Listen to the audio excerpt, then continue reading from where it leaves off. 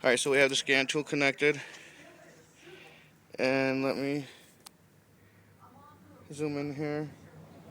It says push that button to link.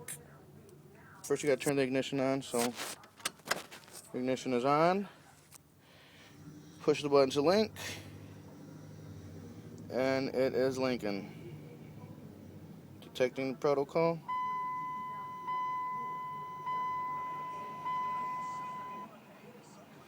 And these are the codes we're getting. P0171, System 2 Lean, Bank 1.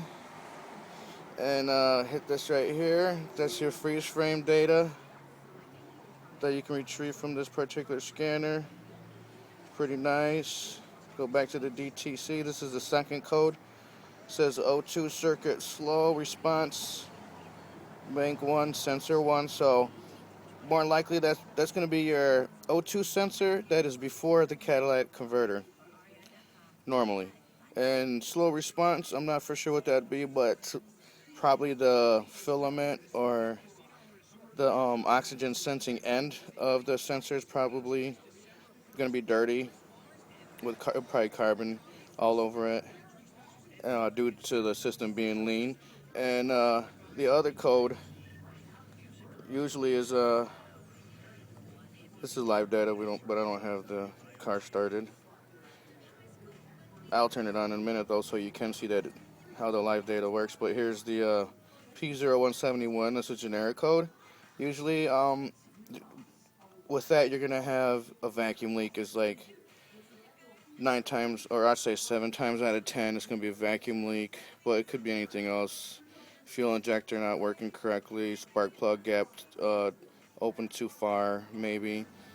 It could be a series of things, but more than likely, it's gonna be a vacuum leak.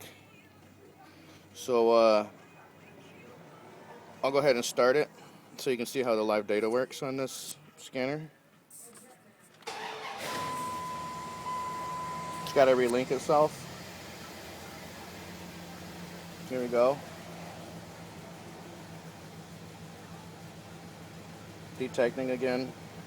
I mean, the car runs decent. It doesn't want to die or anything, but you can smell the fumes.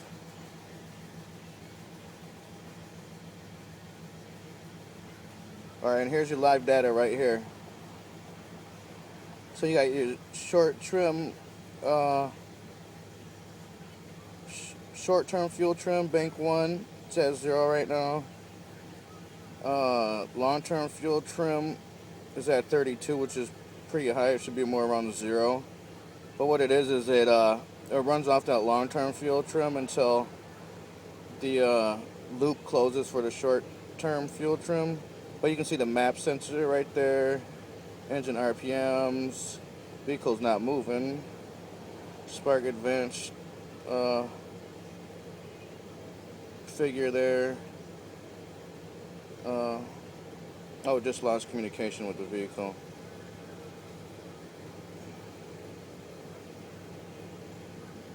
I don't know what happened. Sometimes that does happen.